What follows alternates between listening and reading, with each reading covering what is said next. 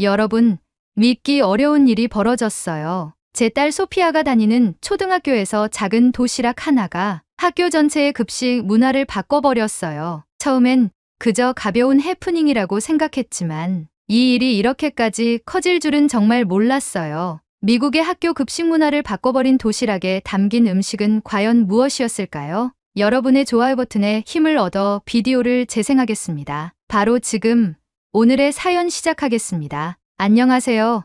저는 엘리자베스입니다. 영국 맨체스터에서 태어나고 자랐으며 현재 남편 민준과 결혼의 가정을 꾸리고 있어요. 민준은 한국에서 태어나 성장한 후 유학생으로 영국에 와서 대학을 다녔어요. 저는 그때 직장에 다니고 있었고 어느 날 친구들과 함께 간 모임에서 민준을 처음 만났어요. 우리는 서로의 문화에 대해 이야기하며 금방 친해졌어요. 저는 한국에 대해 잘 몰랐지만 민준은 한국과 영국을 비교해가며 흥미로운 이야기를 많이 들려줬어요. 자연스럽게 만남이 이어졌고 결국 우리는 결혼을 결심했어요. 그리고 지금은 맨체스터에서 함께 살면서 맞벌이를 하고 있어요. 우리에게는 사랑스러운 딸 소피아가 있어요. 하지만 맞벌이를 하다 보니 소피아의 등하교를 챙기는 일이 쉽지 않았어요. 다행히 남편의 여동생 지윤이 가까이 살고 있어 많은 도움을 받고 있어요. 지윤은 한국에서 태어나고 자랐으며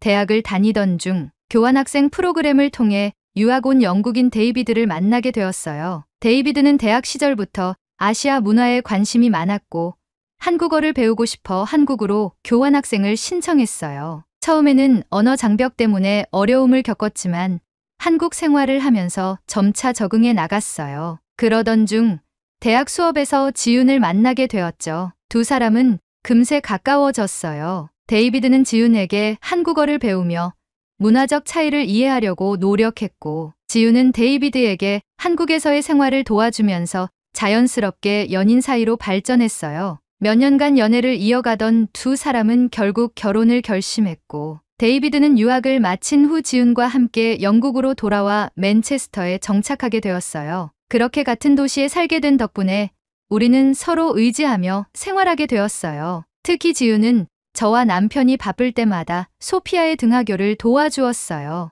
언니, 걱정하지 마세요. 소피아랑 보내는 시간이 저한테도 좋아요. 집에서 할 것도 없는 가정주부인데 오히려 제가 고마운데요. 그렇게 소피아는 고모와 더욱 친해졌어요. 지윤과 함께하는 시간이 많아지면서 한국 문화에도 자연스럽게 노출되었죠. 하지만 이 일이 단순한 가족 간의 친밀함을 넘어 학교 전체의 분위기를 바꿔놓을 줄은 정말 몰랐어요. 어느 날 소피아가 다니는 학교에서 체육대회가 열린다는 소식을 들었어요. 하지만 저와 남편은 회사에 출근을 해야 했기에 소피아의 체육대회에 참석할 수 없었어요. 그래서 언제나처럼 지윤에게 소피아에게 부탁을 했습니다. 지윤, 정말 미안해. 학부모가 꼭 참석해야 한다고 하는데 우리 대신 소피아와 체육대회에 갈 수 있겠어? 지윤은 너무 좋다며 흔쾌히 받아들였어요. 그럼요. 저도 미국 학교 체육대회를 구경해보고 싶었어요. 제가 대신 가서 소피아를 열심히 응원할게요. 그렇게 저는 지윤에게 여느 때와 마찬가지로 소피아를 부탁하고 다음날 민준과 함께 출근을 했어요. 그날 저녁 퇴근하고 집에 들어서자 거실에서 소피아와 지윤의 웃음소리가 들렸어요. 소피아는 지윤 곁에 꼭 붙어 앉아 있었고 테이블 위에는 간식과 주스가 놓여 있었어요. 두 사람은 저를 보자마자 밝은 얼굴로 인사를 했어요. 엄마, 오늘 체육대회에서 대박 사건이 있었어요. 소피아는 반짝이는 눈으로 저를 바라보며 손을 잡아 끌었어요. 저는 웃으며 가방을 내려놓고 소피아 옆에 앉았어요. 그래? 무슨 일이 있었는데 그렇게 신났어? 엄마가 못 와서 아쉬웠지만 고모랑 진짜 재미있게 놀았어요. 근데 제일 놀라운 건요. 소피아는 한껏 기대에 찬 표정으로 지윤을 바라보며 말을 이어갔어요. 고모가 학부모 달리기에 나갔는데 엄청 빨리 달려서 우리 팀이 이겼어요. 친구들이 다 놀랐어요. 저는 의외라는 듯 지윤을 바라봤어요. 평소에 운동을 좋아하는 건 알았지만 이렇게까지 잘 달리는 줄은 몰랐거든요. 지윤은 쑥스러운 듯 웃으며 손을 내저었어요. 에이, 그냥 어릴 때 운동 좀 했던 게 도움이 된 것뿐이에요. 하지만 소피아는 고개를 세차게 저으며 반박했어요. 아니에요. 진짜 빨랐어요. 다른 부모님들은 다 뒤처졌는데 고모는 혼자 막 앞서 나가셨다니까요. 친구들이 다 박수치고 환호했어요. 저는 웃음이 터졌어요. 와, 우리 지훈 덕분에 소피아 반이 우승했구나. 그럼요. 근데 그게 끝이 아니에요. 저는 물을 한 모금 마시려다가 소피아의 들뜬 표정에 다시 컵을 내려놓았어요. 또 무슨 일이 있었어? 고모가 김밥을 싸오셨는데 친구들이랑 나눠 먹었어요. 그런데 친구들이 다 김밥에 완전 빠져버렸어요. 저는 순간 귀를 의심했어요. 김밥, 한식에 대해 조금은 알고 있었지만 김밥은 처음 들어보는 음식이었어요. 지훈이 웃으며 설명을 덧붙였어요. 네, 간단한 한국 음식이에요. 밥이랑 다양한 재료를 김으로 말아서 한 입 크기로 썰어 먹는 거죠. 소피아가 좋아할 것 같아서 싸줬는데 예상보다 반응이 너무 뜨거웠어요. 소피아는 팔짝팔짝 뛰며 흥분했어요. 맞아요. 친구들이 처음에는 이게 뭐야? 하고 신기해했어요. 근데 한 입 먹더니 다들 너무 맛있다고 난리였어요. 엠마는 저한테 자기 간식이랑 바꿔 먹자고까지 했다니까요. 저는 놀라며 지훈을 바라봤어요. 진짜야? 다들 잘 먹었어? 네. 소피아가 친구들이랑 나눠 먹었는데 다들 맛있다고 더 달라고 하더라고요. 다음엔 좀 더 많이 싸줘야겠어요. 저는 빵 터졌어요. 그래서 소피아는 점심을 제대로 먹긴 했어. 소피아는 장난기 어린 표정으로 웃었어요. 사실 좀 부족했어요. 근데 엠마랑 루카스가 자기 간식도 나눠줬어요. 친구들이 너무 좋아해서 저도 기분이 좋았어요. 그 말을 들으니 마음이 훈훈해졌어요. 하지만 한편으로는 걱정도 됐어요. 낯선 음식이라는 이유로 혹시라도 학교에서 문제 삼지는 않을까 싶었거든요. 친구들이 그렇게 좋아했다니 다행이긴 한데 혹시 선생님이 뭐라고 하시진 않았어? 소피아는 고개를 저었어요. 아니요. 오히려 선생님도 신기해하셨어요. 그리고 친구들이 저보고 새로운 별명까지 지어줬어요. 저는 궁금해서 눈을 깜빡였어요. 별명? 김밥이 김밥을 가져온 소피아라고 해서요. 저는 깔깔 웃음을 터뜨렸어요. 지훈도 따라 웃으며 말했어요. 진짜 별명 잘 지었네. 다음에 도시락 쌀 때 킴밥이라고 이름 써서 줄까? 소피아는 신나게 고개를 끄덕였어요. 좋아요. 그러면 친구들이 더 좋아할 거예요. 저는 미소를 지으며 소피아의 머리를 쓰다듬었어요. 아이가 즐거워하는 모습을 보니 덩달아 기분이 좋아졌어요. 그럼 엄마, 다음에 고모랑 같이 김밥 만들어 봐요. 엄마도 해보면 재미있을 거예요. 저는 지훈을 쳐다봤어요. 지훈은 장난스럽게 웃으며 말했어요. 좋죠? 언니도 김밥 한번 배워 보실래요? 저는 피식 웃으며 고개를 끄덕였어요. 그래, 한번 배워볼까? 그날 저녁, 저는 소피아와 지훈이 들려준 이야기를 떠올리며 문득 생각했어요. 아이들은 좋아하는 음식이 생기면 친구들과 나누고 새로운 것을 즐겁게 받아들이는구나. 김밥을 처음 본 친구들도 호기심을 갖고 맛을 보았고 금세 좋아하게 되었어요. 그 작은 도시락 하나가 소피아와 친구들에게 이렇게 신나는 추억을 만들어줄 줄은 몰랐습니다. 소피아는 킴밥이라는 별명을 얻고 지훈이 가끔씩 싸주는 김밥을 들고 가서 친구들과 즐겁게 점심시간을 보냈어요. 친구들에게 김밥을 가져왔다고 소피아가 말할 때면 친구들이 소피아에게 달려와 같이 맛보며 즐거워했고 선생님도 호기심을 보이셨죠. 그런데 어느 순간부터 학부모들 사이에서 김밥 이야기가 오르내리기 시작했어요. 처음에는 단순한 관심이었어요. 소피아가 가끔 가져오는 도시락이 맛있다고 아이가 계속 얘기를 해요. 우리 애는 제가 한국인도 아닌데 계속 만들어 달라고 조릅니다. 어디서 사 먹을 수 있는 음식인가요? 하지만 관심이 깊어질수록 불만 섞인 목소리도 들리기 시작했어요. 아이가 집에서 갑자기 김밥을 만들어 달라고 하는데 김밥이 대체 무슨 음식인가요? 우리 애도 김밥을 좋아한다고 하는데 건강에 좋은 음식인가요? 너무 짜거나 기름지진 않나요? 학교 급식은 영국 아이들의 영양을 고려해서 만들어진 건데 다른 음식이 자꾸 유행하면 문제가 되지 않을까요? 그렇게 작은 불편함이 커지면서 일부 학부모들은 학교에 직접 문의 전화를 넣기 시작했어요. 우리 아이가 급식 대신 다른 음식을 먹고 온다고 하는데 혹시 점심시간에 급식 외의 음식을 먹는 게 허용되나요? 학교에서 제공되는 음식이 아닌 출처가 불분명한 음식을 나누어 먹는 것이 위생적으로 안전한가요? 어느새 김밥은 단순한 인기 음식이 아니라 학부모들 사이에서 논란이 되는 주제가 되어버렸어요. 그러던 어느 날 학교에서 학부모 회의가 열린다는 공지가 왔어요. 그리고 그 회의의 주요 안건 중 하나가 급식 외의 음식 섭취 및 공유에 대한 논의라는 것이었어요. 저는 순간 김밥 이야기가 떠올랐어요. 저는 불안한 마음을 가지고 직장에서 일찍 나와 회의에 참석했습니다. 그리고 역시나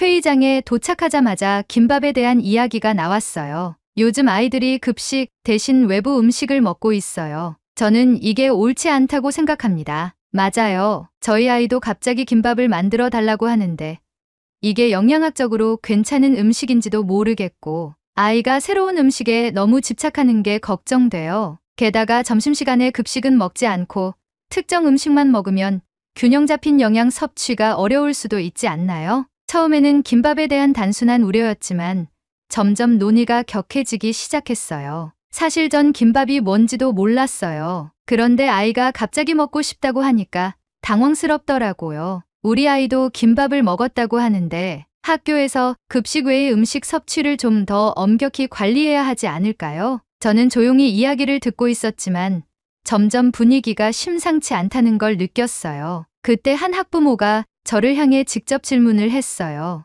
엘리자베스, 소피아가 김밥이라는 음식을 자주 가져온다고 들었어요. 그걸 직접 만드신 건가요? 저는 당황하지 않으려고 차분하게 답했어요. 아니요. 제 시누이가 만들어준 거예요. 한국에서 도시락용으로 간편하게 만드는 음식이지만 재료는 우리가 평소에 먹는 것들과 크게 다르지 않습니다. 그러자 또 다른 학부모가 고개를 저으며 말했어요. 하지만 익숙하지 않은 음식이 아이들 사이에서 너무 유행하는 건 문제가 될 수도 있다고 생각해요. 회의가 끝나갈 무렵 학교 관계자가 나서서 입장을 밝혔어요. 현재 학부모님들 사이에서 우려가 있는 것을 잘 알고 있습니다. 이에 따라 학교 측에서도 급식과 관련된 부분을 좀 더 검토할 예정입니다. 그리고 학부모님들께서 요청하시면 김밥이 어떤 음식인지에 대한 정보도 제공할 수 있도록 하겠습니다. 그렇게 회의는 끝이 났어요. 하지만 저는 뭔가 찝찝한 기분이 들었어요. 저는 집에 돌아와 지윤에게 연락했고 소피아의 학교에서 이런 일이 발생했으니 당분간 김밥을 싸서 보내는 것은 피하는 게 좋겠다고 했죠. 그러자 지윤은 되려 제게 신경 쓰이게 해서 미안하다고 말하며 도움이 필요하면 언제든지 돕겠다고 했죠. 그리고 며칠 후 학교에서 한 통의 전화가 걸려왔어요. 안녕하세요, 엘리자베스님. 저는 소피아가 다니는 학교의 급식 영양사 마가렛 윌슨입니다. 저는 순간 김밥과 관련해서 학교에서 공식적으로 문제를 제기하려고 연락이 온 듯한 불안함을 느끼기 시작했습니다. 안녕하세요, 마가렛. 무슨 일이신가요? 소피아가 가져온 김밥에 대해 학부모님들 사이에서 의견이 많이 오가고 있어서 연락드렸어요. 혹시 직접 한번 뵙고 이야기 나눌 수 있을까요? 저는 당황했지만 마가렛의 목소리는 차분하고 친절했어요. 네, 물론이죠. 언제 찾아뵈면 될까요? 내일 방과 후에 시간이 괜찮으실까요?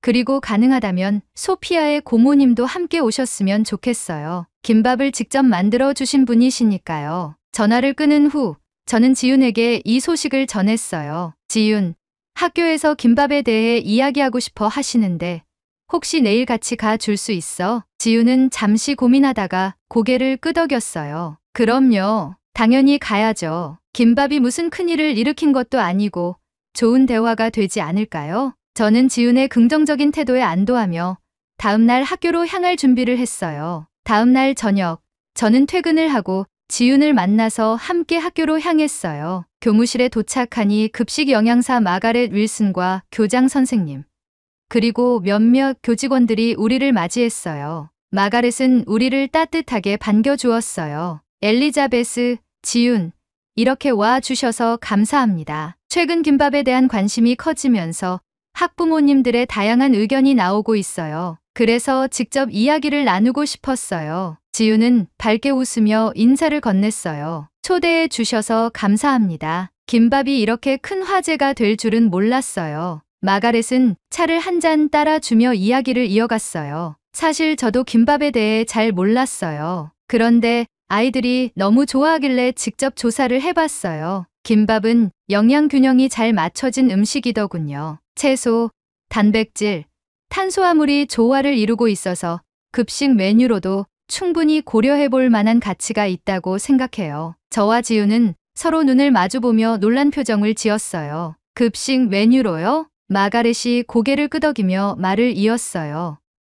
네. 하지만 몇몇 학부모님들은 여전히 우려를 표하고 계세요. 특히 학교 급식 외의 음식이 아이들 사이에서 유행하는 것에 대해 걱정하는 분들이 많아요. 그래서 저희가 김밥을 공식적으로 검토할 수 있도록 한번 직접 만들어 주실 수 있을까요? 지우는 잠시 고민하더니 미소를 지으며 대답했어요. 당연히요. 김밥이 얼마나 간단하면서도 건강한 음식인지 직접 보여드릴게요. 그렇게 우리는 일주일 뒤 학교 주방에서 김밥을 직접 만들어보는 시간을 갖기로 했어요. 며칠 후 학교에서 공식적으로 학부모들에게 안내문을 보냈어요. 학교 급식 외의 음식에 관한 안내문. 최근 학부모님들 사이에서 화제가 된 김밥에 대해 학교 영양팀이 영양적 가치를 검토한 결과 건강한 식단의 일부로 충분히 고려될 수 있음을 확인했습니다. 이에 따라 김밥을 포함한 다양한 요리를 학교 급식으로 도입하는 방안을 검토하고 있습니다. 다음 주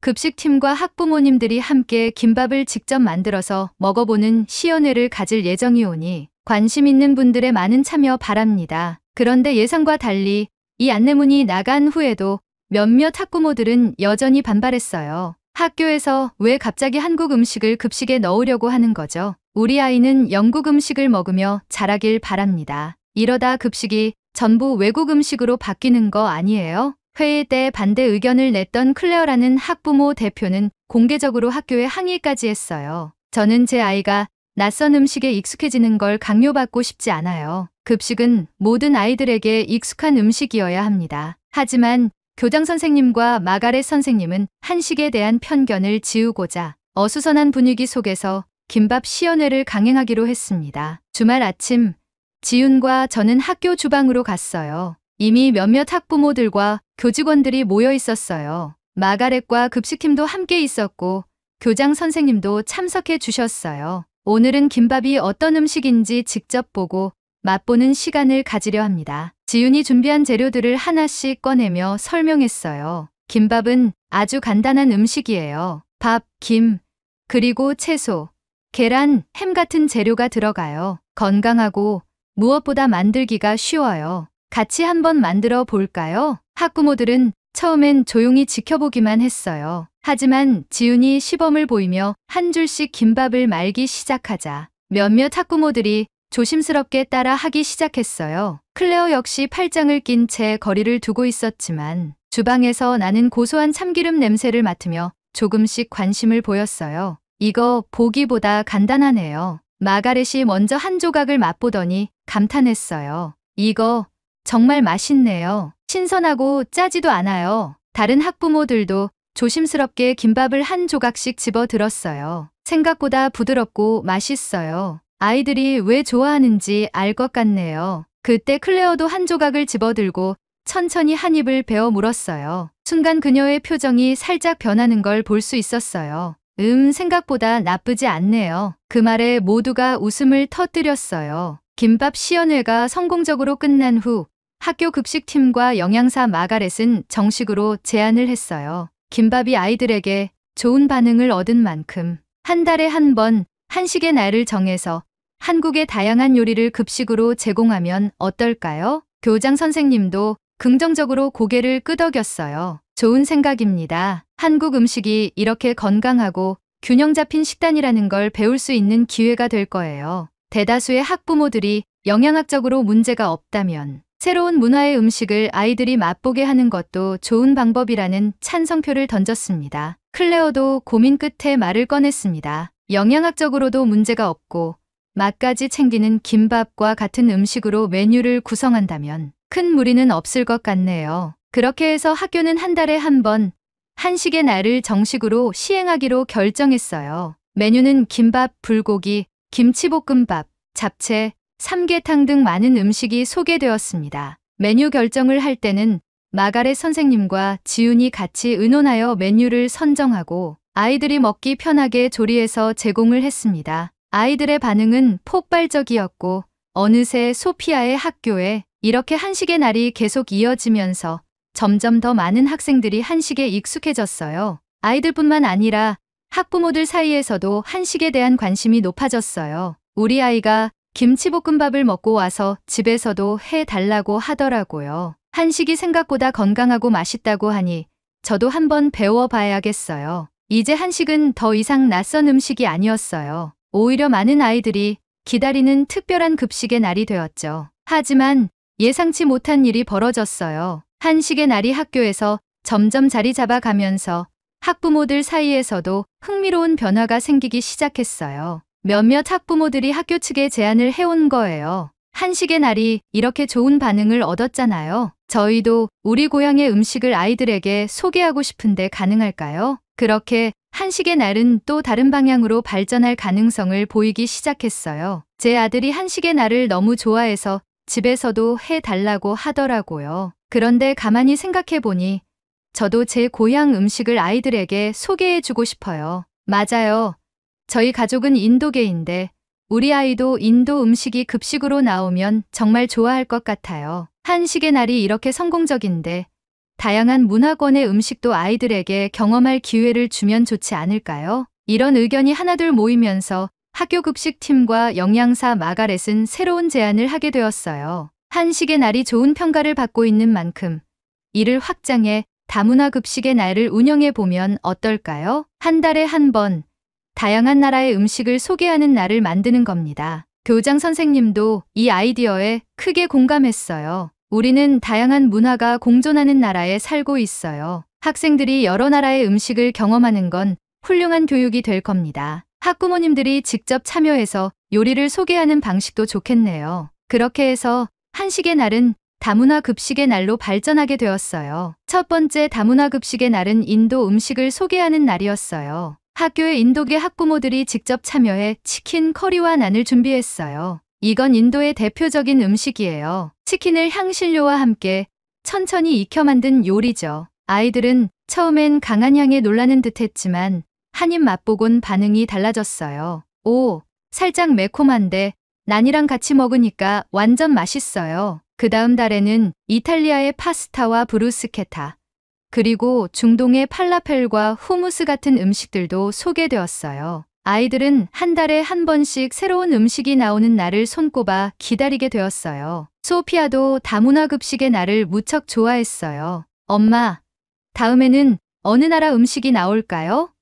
이제 학교 점심시간이 너무 기대돼요. 그런데 변화는 학교에서만 일어난 게 아니었어요. 어느새 우리 가족의 식탁도 점점 바뀌어 가고 있었어요. 처음엔 지훈이 김밥을 싸주면서 시작된 한식 열풍이었지만 점점 다양한 한국 요리를 집에서도 시도하게 되었어요. 처음엔 한식이 낯설었던 저도 점점 익숙해졌어요. 민준이 요리를 할 때 옆에서 도와주다 보니 자연스럽게 한식 조리법을 배우게 되었어요. 여보, 한식이 없으면 허전하지 않아요? 그러게 한국 음식을 영국에서 먹어볼 수나 있을까 걱정했는데 자기 덕분에 많이 먹게 돼서 너무 행복해. 소피아도 한국 음식을 자연스럽게 즐기게 되었고 가족 식탁에도 다양한 변화가 생겼어요. 어느 날 소피아가 학교에서 돌아와 말했어요. 엄마, 학교에서 친구들이랑 이야기하다가 알았는데 우리가 서로의 음식을 나누는 게 단순히 맛있는 걸 먹는 것만이 아니래요.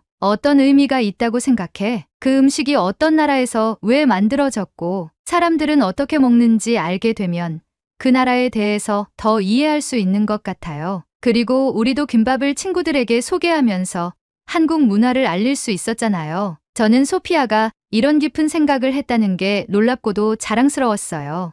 맞아. 음식은 단순한 한 끼 식사가 아니라 문화를 배우고 나누는 중요한 방법이 될 수도 있어. 소피아는 밝게 웃으며 말했어요. 그럼 엄마, 다음에 소개할 새로운 한국 음식에는 뭐가 있을까요? 친구들에게 또 소개해 줄 수 있도록요. 저와 지윤, 그리고 민주는 서로를 바라보며 미소를 지었어요. 떡볶이는 어떨까요? 아니면 비빔밥. 와, 떡볶이는 뭐예요? 한국에서 간식으로 먹는 매콤한 요리야. 친구들이 매운 걸 잘 먹을지 모르겠지만 덜 맵게 만들면 되겠죠? 우리는 소피아의 초롱초롱한 눈을 보며 모두 한바구음을 지었습니다. 그렇게 우리의 음식 문화 나눔은 계속해서 이어져 가고 있습니다. 처음엔 단순한 도시락 하나로 시작된 변화였지만 이제는 학교 전체 그리고 우리 가족의 생활 속 깊이 자리 잡게 되었죠. 한 나라의 음식이 누군가에게는 낯선 경험일 수 있지만 그걸 나누고 즐기는 과정에서 우리는 서로를 더 이해하고 가까워질 수 있다는 걸 깨닫게 되었어요. 소피아는 여전히 킴밥이라고 불리며 친구들에게 김밥을 좋아하는 아이로 알려져 있었어요. 하지만 이제는 김밥뿐만 아니라 다양한 문화를 함께 즐기고 나누는 아이로 성장하고 있었죠. 이 작은 변화를 시작하게 된 소피아와 지윤, 그리고 우리 가족이 정말 자랑스럽습니다. 창밖을 보니 오늘따라 하늘이 더 맑고 푸르게 보였어요. 마치 앞으로 펼쳐질 더 많은 새로운 경험을 기대하라는 듯이요. 나중에 시간이 된다면 한국에 직접 여행을 가서 한국 음식을 맛보고 싶네요. 우리 가족과 지윤네 가족이 다 같이 한국으로 여행 가는 날짜를 잡아봐야겠어요. 오늘의 사연은 여기까지입니다. 한국의 음식이 이렇게까지 영향력을 가지고 있다는 사실에 놀랍습니다. 여러분이 추천하는 한국의 음식을 댓글로 남겨 감동 비디오의 마지막을 장식해주세요. 오늘의 비디오가 공감이 되신다면 구독, 좋아요 한 번씩 부탁드리겠습니다. 그리고 여러분의 댓글은 제게 큰 힘이 됩니다. 다음엔 더 흥미로운 사연으로 여러분을 찾아뵙겠습니다. 시청해주셔서 감사합니다. 여러분은 브라질 하면 뭐가 제일 먼저 떠오르시나요? 축구, 삼바, 관광지 외에 떠오르는 것이 있으신가요? 이와 반대로 브라질 사람들은 한국하면 제일 먼저 떠오르는 것이 바로 한국의 이것이라고 합니다. 브라질에서 처음으로 아시아로 여행을 온 여성이 한국에서 이것 때문에 곤란한 일을 계속해서 겪게 됩니다. 곤란한 이것을 만드는 원인은 다름 아닌 자신의 아들 때문인데요. 도대체 이 가족은 한국에서 무슨 일을 겪게 된 것일까요? 여러분의 좋아요 버튼에 힘을 얻어 비디오를 재생하겠습니다. 바로 지금 오늘의 사연 시작하겠습니다. 안녕하세요. 저는 브라질 상파울루에서 살고 있는 마르시아라고 합니다. 올해 32살이고 제 남편 루카스, 그리고 이제 막 걸음마를 시작한 사랑스러운 아들 가브리엘과 함께 살고 있어요. 저는 평범한 주부이지만 남편과 함께 작은 커피숍을 운영하며 행복한 일상을 보내고 있습니다. 사실 저는 원래 한국에 대해 잘 몰랐어요. 한류가 세계적으로 유명하다는 것은 알고 있었지만 직접 가볼 생각은 한 번도 해본 적이 없었죠. 하지만 어느 날 저희 동네에서 자주 만나 식사를 함께하는 카를로스 가족과 저녁을 먹던 중 자연스럽게 여행 이야기가 나왔어요. 마르시아, 우리 요즘 여행지를 고민하고 있는데 혹시 어디 좋은 데 없을까? 카를로스의 아내 소피아가 말을 꺼냈어요. 소피아는 여행을 굉장히 좋아하는 사람이었고 벌써 여러 나라를 다녀왔어요. 그녀가 추천하는 여행지는 항상 기대 이상이었기 때문에 저도 관심이 생겼죠. 그러게요. 저도 가브리엘이랑 함께 갈 만한 곳을 찾고 있어요. 아이가 아직 어리다 보니까 이동이 너무 불편한 곳은 힘들 것 같고 치안이 좋고 깨끗한 곳이었으면 해요. 그때 소피아가 갑자기 눈을 반짝이며 말했어요. 그럼 한국을 가봐. 한국은 아이들과 함께 가기 정말 좋은 여행지야. 특히 한국 사람들은 아기를 너무 좋아해. 정말요? 한국이 아이들과 함께 여행하기 좋다니 생각도 못 해봤어요. 소피아는 고개를 끄덕이며 한국 여행 경험을 풀어놓기 시작했어요. 나도 처음 갔을 때 놀랐어. 거리는 정말 깨끗하고 대중교통이 엄청 편리하더라고. 그리고 사람들이 친절해서 외국인인데도 환대를 많이 받았어. 그런데 특히 신기했던 게 뭔지 알아? 뭔데요? 내가 딸을 데리고 갔었는데 한국인들이 우리 아이를 너무 예뻐해 주는 거야. 지하철에서 할머니, 할아버지들이 다가와서 아이고, 귀엽다라고 해주고 어떤 분들은 작은 선물도 주셨다니까. 정말요? 솔직히 저는 조금 놀랐어요. 브라질에서도 아이들을 귀여워하는 문화가 있긴 하지만 모르는 사람이 다가와서 그렇게 따뜻하게 대해준다는 게 쉽게 상상이 되지 않았거든요. 그리고 무엇보다 안전해. 밤에도 거리를 다닐 수 있을 정도로 치안이 좋고 음식도 정말 맛있어. 특히 길거리 음식이 최고야. 그리고 소피아는 한국의 장점을 하나둘 말하기 시작했어요. 듣다 보니 저도 점점 한국에 대한 호기심이 커졌죠. 남편 루카스도 관심을 보이기 시작했어요. 한국이라 한 번도 생각해 본 적이 없었는데 듣다 보니 흥미로운데 카를로스가 고개를 끄덕이며 거들었어요. 맞아. 그리고 한국은 외국인 관광객을 위한 시설도 잘 되어 있어서 여행하기가 정말 편해. 교통도 대중교통이 발달해서 어렵지 않고 특히 공항이 세계 최고 수준이야. 그렇게 우리는 한국 여행을 진지하게 고민하게 되었어요. 사실 가브리엘이 아직 어리기 때문에 장거리 여행이 부담스러웠지만 소피아의 말대로 아이와 함께 여행하기 좋은 곳이라면 도전해볼 만하다고 생각했어요. 며칠 후 저는 인터넷으로 한국에 대해 더 찾아봤어요. 정말 이렇게 깨끗할까? 사람들이 정말 그렇게 친절할까? 유튜브에서 한국 여행 브이로그를 찾아보니 실제로 한국을 방문한 외국인들이 한국을 극찬하는 영상이 많았어요. 특히 서울의 야경, 한강공원의 평화로운 분위기, 길거리 음식 문화, 전통과 현대가 공존하는 모습 등이 눈에 띄었죠. 그리고 결정적으로 어린아이를 데리고 여행하는 가족들이 만족도가 높다는 점이 마음에 들었어요. 루카스, 우리 진짜 한국에 가볼까? 그래.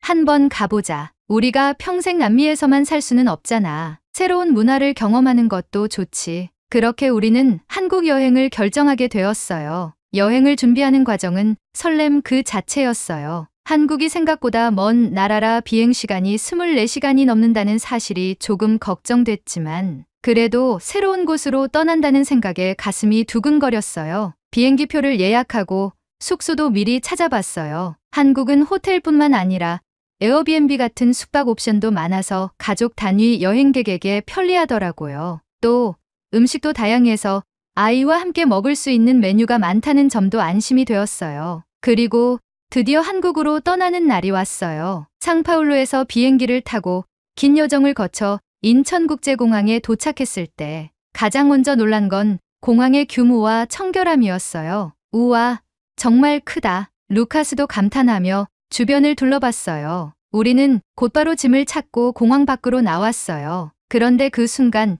예상치 못한 문제가 발생했어요. 여보, 생각보다 춥지 않아? 한국의 날씨가 예상보다 훨씬 추웠던 거예요. 브라질에서 출발할 때는 더운 여름 날씨였는데 한국은 완전히 다른 계절처럼 느껴졌어요. 특히 가브리엘이 얇은 양말을 신고 있었는데 그의 작은 발이 바들바들 떨리는 게 보였어요. 그때 한 할머니가 저희를 유심히 보시더니 다가오셨어요. 아이고, 아기가 발이 시렵겠네. 잠깐만 기다려봐요. 그리고는 어디론가 가시더니 몇 분 후 작은 쇼핑백을 들고 돌아오셨어요. 이거 아기 양말이에요. 얼른 신겨주세요. 저는 순간 말문이 막혔어요. 전혀 알지 못하는 사람이 단순히 우리 아이가 추워 보인다는 이유만으로 이렇게까지 신경을 써 주다니요. 정말 감사합니다. 저희가 돈을 드릴게요. 아니에요. 그냥 선물이니까 받아요. 아기가 감기 걸리면 안 되잖아요. 그 따뜻한 말 한마디에 가슴이 찡했어요. 그 순간 한국이라는 나라가 단순한 여행지가 아니라 정이 넘치는 곳이라는 생각이 들었어요. 공항에서 만난 할머니의 배려 덕분에 저희 가족은 기분 좋은 시작을 할 수 있었어요. 다만 예상보다 날씨가 추워서 조금 걱정이 됐어요. 가브리엘도 계속 작은 손을 비비며 엄마, 춥다라고 말했어요. 남편 루카스와 저는 미리 챙겨온 겉옷을 더 꺼내 입고 숙소가 있는 서울 시내로 향하기로 했어요. 한국의 대중교통이 잘 발달했다는 얘기를 많이 들었기에 저희는 공항버스를 타고 이동하기로 했어요. 티켓을 사기 위해 자동 발권기를 보는데 어떻게 해야 될지 몰라 한참을 고민하고 있었죠. 그때 옆에 있던 중년의 한국인 남성이 저희를 보더니 다가왔어요. 어디 가세요? 저는 순간 놀랐어요. 보통 외국에서는 낯선 사람이 먼저 말을 거는 경우가 많지 않거든요. 하지만 한국에서는 사람들이 자연스럽게 도움을 주려는 모습이 인상적이었어요. 아, 저희 명동에 가려고 하는데요. 혹시 이 버스를 타면 되나요? 그분은 친절하게 어떤 버스를 타야 하는지, 어디에서 내려야 하는지 상세하게 알려주셨고 심지어 발권기 사용법까지 직접 보여주셨어요. 이거 보세요. 여기 영어 버튼 누르면 돼요. 그리고 목적지를 입력하면 요금이 나와요. 덕분에 어렵지 않게 표를 구매할 수 있었어요. 제가 감사 인사를 드리자 그분은 손을 흔들며 웃으셨어요. 한국에서 좋은 시간 보내세요. 이렇게 따뜻한 환대를 받을 줄 몰랐기에 기분이 더욱 좋아졌어요. 버스를 타고 자리를 잡았을 때 또 한 번 놀랄 일이 있었어요. 와, 버스가 엄청 깨끗한데? 루카스가 두리번거리며 말했어요. 그러게, 냄새도 안 나고 의자도 푹신해. 브라질에서는 버스를 타면 좌석이 찢어져 있거나 먼지가 쌓여 있는 경우가 많은데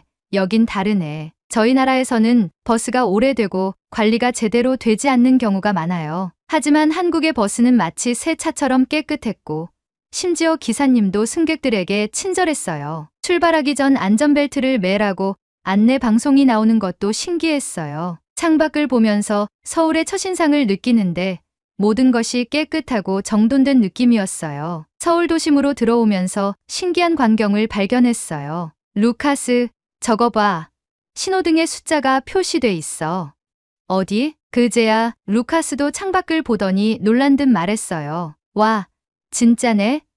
남은 시간이 표시되니까 신호가 언제 바뀌는지 확실하게 알겠는데? 브라질에서는 보행자 신호등이 단순한 색깔만 표시될 뿐 신호 변경까지 남은 시간이 표시되지 않아요. 그래서 신호가 언제 바뀔지 예상하기 어려워서 무작정 길을 건너는 경우도 많죠. 이거 사고 예방에 진짜 좋겠다. 브라질에도 이런 시스템이 있으면 교통사고가 확 줄어들 텐데. 루카스가 고개를 끄덕이며 말했어요. 나중에 숙소에서 검색해보니 이 시스템 덕분에 한국에서는 보행자 교통사고 발생률이 25%에서 30% 줄었다는 연구 결과가 있더라고요. 역시 선진국이야. 진짜 똑똑한 시스템이네. 루카스도 감탄하며 고개를 끄덕였어요. 서울에서 며칠을 보내면서 가장 행복했던 건 어디를 가든 한국인들이 저희 가족에게 따뜻한 관심을 보여준다는 점이었어요. 특히 가브리엘이 너무 귀여워서인지 지나가는 사람들이 자꾸 말을 걸었어요. 아이고, 아기가 너무 예쁘네요. 몇 살이에요? 길에서 만난 할머니 한 분이 가브리엘을 보며 환하게 웃으셨어요. 이제 막 걸음마를 시작했어요. 아이고, 귀엽네. 우리 손주 같아요. 어떤 분들은 가브리엘의 작은 손을 잡아주기도 하고 길거리 음식을 사서 건네주기도 했어요. 이거 한번 먹여보세요. 따뜻하고 부드러워서 아기도 잘 먹을 거예요. 저희가 외국인임에도 불구하고 한국인들은 경계하거나 거리를 두지 않았어요. 오히려 더 다정하게 다가와서 먼저 말을 걸어주고 저희가 필요할 것 같은 것들을 챙겨주었어요. 그리고 또 하나 놀라웠던 건 사진을 찍어주겠다고 먼저 나서는 사람들이었어요. 보통 여행을 가면 관광객들이 서로 사진을 부탁하는 경우가 많잖아요. 그런데 한국에서는 저희가 부탁하지도 않았는데 사람들이 먼저 다가와서 말했어요. 가족 사진 찍어 드릴까요? 정말요? 감사합니다. 그리고 더 놀라운 건 사진을 너무 예쁘게 찍어준다는 점이었어요. 와, 이거 봐. 구도를 이렇게 잘 잡아준다고? 루카스도 사진을 보고 깜짝 놀랐어요. 한국인들은 그냥 대충 찍어주는 게 아니라 빛의 각도와 배경까지 신경 써서 완벽한 구도를 잡아주었어요. 이거 한국 사람들한테 배워야겠다. 그렇게 우리는 한국에서 점점 더 즐거운 시간을 보내게 되었어요. 서울에서의 며칠은 정말 꿈 같은 시간이었어요. 어디를 가든 깨끗하고 정돈된 거리, 편리한 교통 시스템, 그리고 무엇보다도 한국인들의 친절함이 저희를 계속 감동시켰어요. 특히 가브리엘 덕분에 더 많은 관심을 받았죠. 지나가는 사람들이 자꾸 말을 걸어주고 때로는 작은 선물까지 주셨거든요. 어느 날 저희는 새로운 경험을 해보고 싶어서 한국의 전통시장을 가보기로 했어요. 특히 신선한 해산물을 맛볼 수 있는 수산시장을 추천받았어요. 브라질에서도 수산시장에 가본 적이 많지만 사실 저는 시장 특유의 비린내와 지저분한 바닥 때문에 그다지 좋아하지 않았어요. 하지만 한국의 수산시장은 완전히 달랐어요. 시장에 들어서자마자 저는 루카스를 돌아봤어요. 이거 봐. 바닥이 완전 깨끗해. 그러게. 심지어 물고기 냄새도 거의 안 나는데? 보통 수산시장에 가면 바닥에 물기가 많고 미끄럽거나 비린내가 진동하는 경우가 많잖아요. 그런데 여기는 수족관 시스템 덕분인지 해산물 냄새가 거의 나지 않았어요. 그리고 바닥이 항상 깨끗하게 청소되어 있어서 신기할 정도였어요. 이게 진짜 시장이야? 저는 너무 놀라서 몇 번이고 시장 바닥을 살펴봤어요. 물이 고여 있거나 지저분한 쓰레기들이 널려 있을 거라고 예상했는데 오히려 백화점의 식품 코너보다 더 깨끗하게 관리되고 있었어요. 이거 브라질 시장이랑 너무 다르다. 우리나라 시장은 보통. 루카스도 감탄하며 말을 이었어요. 바닥에 물이 철철 흐르고 어딜 가도 생선 껍질이 굴러다니잖아. 그런데 여긴 정리정돈이 정말 잘 돼 있네. 저는 브라질의 시장을 떠올렸어요. 거기는 바닥에 얼음이 녹아 흥건한 물 웅덩이가 생기고 쓰레기들이 널려 있는 경우가 많았어요. 하지만 한국의 수산시장은 전혀 그런 모습이 없었어요. 가게 주인들도 위생장갑을 끼고 깔끔하게 생선을 손질하고 있었어요. 그리고 물고기와 해산물은 수조에서 살아있는 상태로 보관되고 있었기 때문에 확실히 더 신선해 보였어요. 이런 시장이라면 나도 자주 오고 싶겠다. 시장 구경을 하던 중 한 상인이 저희에게 말을 걸었어요. 어디서 오셨어요? 브라질에서 왔어요. 그러자 상인은 반갑게 웃으며 말했어요. 오, 브라질, 축구 강국이죠. 네이마르, 호나우두, 호나우지뉴. 저희는 웃으며 고개를 끄덕였어요. 한국에서는 축구가 인기가 많다는 이야기를 들었는데 정말 브라질이라고 하니까 축구 이야기부터 나오는 게 재밌었어요. 혹시 회 드셔 보셨어요? 저희는 사실 회를 즐겨 먹는 편이 아니었어요. 일본 스시가 판매를 하긴 하지만 브라질에서는 생선 요리를 주로 굽거나 튀겨서 먹거든요. 하지만 여기까지 왔으니 한번 도전해 보기로 했어요. 네, 먹어보고 싶어요. 상인은 바로 생선을 꺼내 싱싱한 회를 썰어 주셨어요. 그리고 저희에게 간장과 와사비를 곁들여 주셨죠. 와, 이거 완전 부드러운데? 루카스가 감탄하며 말했어요. 저도 한 입 먹어보니 생선이 입에서 살살 녹는 느낌이었어요. 이게 바로 신선한 해산물이구나. 브라질에서도 해산물을 많이 먹긴 하지만 한국의 해산물은 잡자마자 바로 손질해서 그런지 신선함이 완전히 달랐어요. 서울을 여행하면서 가장 가고 싶었던 곳 중 하나가 한강공원이었어요. 브라질에는 리우데자네이루처럼 강이나 바다를 끼고 멋진 도시 풍경을 감상할 수 있는 곳이 많아요. 그래서 한국의 한강도 어떤 모습일지 궁금했어요. 날씨가 조금 쌀쌀했지만 한강공원에 도착하자마자 우리는 감탄했어요. 여기 너무 평화롭다. 넓은 잔디밭, 조깅하는 사람들, 강변을 따라 자전거를 타는 사람들까지. 한국 사람들은 정말 이 공간을 여유롭게 즐기고 있었어요. 그때 루카스가 가브리엘과 함께 작은 공을 가지고 놀기 시작했어요. 가브리엘은 아직 어리지만 공을 굴리고 뛰어노는 걸 정말 좋아하거든요. 그런데 근처에서 운동을 하던 한국 남성들이 저희를 보고 다가왔어요. 오, 아기가 축구를 좋아하나 봐요. 네. 브라질에선 축구가 정말 인기 많거든요. 브라질이요? 그러자 갑자기 한국 남성들이 흥분한 표정으로 말했어요. 브라질이면 네이마르, 호나우지뉴, 카카, 호날두. 저희는 웃음을 터뜨렸어요. 브라질 사람을 만나면 무조건 축구 이야기부터 나오는 것 같았어요. 그분들은 가브리엘을 귀엽다며 칭찬하고 같이 공놀이를 하며 놀아주셨어요. 심지어 루카스와 함께 간단한 패스 게임까지 하면서 즐거운 시간을 보냈어요. 한국 사람들은 브라질을 정말 좋아하는 것 같아. 루카스가 말했어요. 저도 고개를 끄덕였어요. 브라질이라는 나라가 이렇게 환영받는 느낌이 들어 기분이 너무 좋았어요. 한국에서의 여행이 너무 행복했던 저희는 중국도 가보기로 결정했어요. 아시아에서 가장 넓은 나라니까 한번 가봐야 하지 않을까? 루카스의 말에 저도 동의했어요. 하지만 중국에 도착한 후 저희는 완전히 다른 경험을 하게 돼요. 길거리에 쓰레기가 널려 있고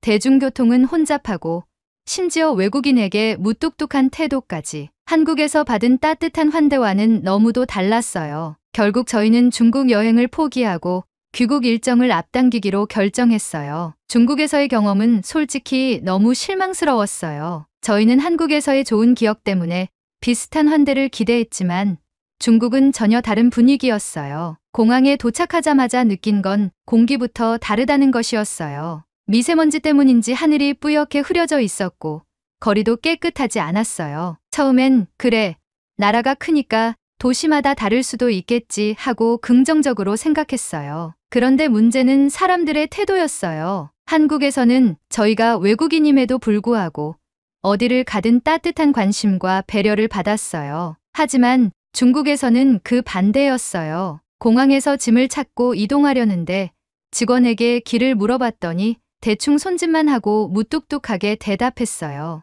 영어를 알아듣기는 했지만 도움을 주려는 마음은 전혀 보이지 않았어요. 뭐야? 왜 이렇게 불친절해? 루카스가 어이없다는 표정을 지었어요. 저도 당황스러웠어요. 한국에서는 작은 질문에도 친절하게 설명해주는 사람들이 많았는데 중국에서는 우리가 방해물이라도 되는 것처럼 대하는 느낌이었어요. 숙소에 도착해서도 마찬가지였어요. 호텔 직원들은 무표정했고 필요한 걸 요청해도 대답만 할 뿐 적극적으로 도와주려 하지 않았어요. 우리 여기 왜 왔지? 거리로 나가서 관광을 해보려고 했지만 또 다른 문제가 있었어요. 이거 봐. 길거리에 쓰레기가 엄청 많아. 루카스가 한숨을 쉬며 말했어요. 한국에서는 거리에 쓰레기통이 많지는 않았지만 사람들이 기본적으로 깨끗하게 유지하는 분위기였어요. 하지만 중국은 달랐어요. 쓰레기가 길가에 널려 있었고 어떤 곳은 음식물 쓰레기 냄새가 심하게 났어요. 심지어 공공 화장실 위생 상태는 충격적이었어요. 한국의 화장실은 어디를 가도 깨끗했고 심지어 공짜로 이용할 수 있었어요. 그런데 중국에서는 화장실이 지저분한 곳이 많았고 심지어 어떤 곳은 화장지를 돈 주고 사야 했어요. 여기 오래 있을 필요 없겠다. 일정 앞당기자. 결국 저희는 중국 여행을 포기하고 한국을 떠난 지 얼마 안 돼 다시 브라질로 돌아가기로 했어요. 귀국 비행기를 기다리면서 저는 한국에서의 시간들을 떠올렸어요. 깨끗한 거리, 편리한 교통 시스템, 그리고 따뜻한 사람들. 특히 공항에서 처음 만난 할머니가 가브리엘에게 양말을 사다 주셨던 일이 계속 기억났어요. 그리고 한강공원에서 만난 한국 사람들이 저희에게 먼저 다가와 말을 걸고 따뜻하게 환대해 줬던 것도요. 한국은 다시 꼭 가야겠어. 제가 말하자 루카스가 고개를 끄덕였어요. 맞아. 다음에는 좀 더 길게 여행하면 좋겠다. 한국에는 아직 못 가본 곳도 많잖아. 한국은 단순히 여행하기 좋은 나라가 아니라 사람들의 따뜻한 정이 있는 나라였어요. 한국 여행을 마치고 브라질에 돌아온 후에도 저희는 계속 한국에서 찍은 사진을 보면서 그곳에서의 좋은 기억들을 떠올렸어요. 한국 여행을 고민하는 사람이 있다면 나는 망설임 없이 추천할 거야. 그렇게 저희 가족에게 한국은 잊지 못할 최고의 여행지로 남았어요. 이 이야기를 이렇게 글로 남기는 이유는 한국에서 받은 감동을 더 많은 사람들에게 전하고 싶어서예요. 혹시라도 한국 여행을 고민하고 있다면 저는 망설이지 말고 떠나 보라고 말하고 싶어요. 한국은 단순한 관광지가 아니라 사람들의 따뜻한 마음을 느낄 수 있는 곳이에요. 저희 가족은 꼭 다시 한국을 방문할 거예요. 그때는 가브리엘이 더 자라서 한국의 멋진 문화를 더 많이 경험할 수 있겠죠. 감사합니다. 한국. 그리고 다시 만날 날을 기다릴게요. 오늘의 사연은 여기까지입니다. 이 사연에서 할머니가 양말을 사와서 전해주는 장면은 정말 감동 그 자체인 것 같습니다. 여행객들에게 선한 영향력을 전하거나 한국의 정을 나눈 적이 있으신가요? 여러분의 경험을 댓글로 남겨 감동 비디오의 마지막을 장식해주세요. 오늘의 비디오가 공감이 되신다면 구독, 좋아요 한 번씩 부탁드리겠습니다. 그리고 여러분의 댓글은 제게 큰 힘이 됩니다. 다음엔 더 흥미로운 사연으로 여러분을 찾아뵙겠습니다. 시청해주셔서 감사합니다.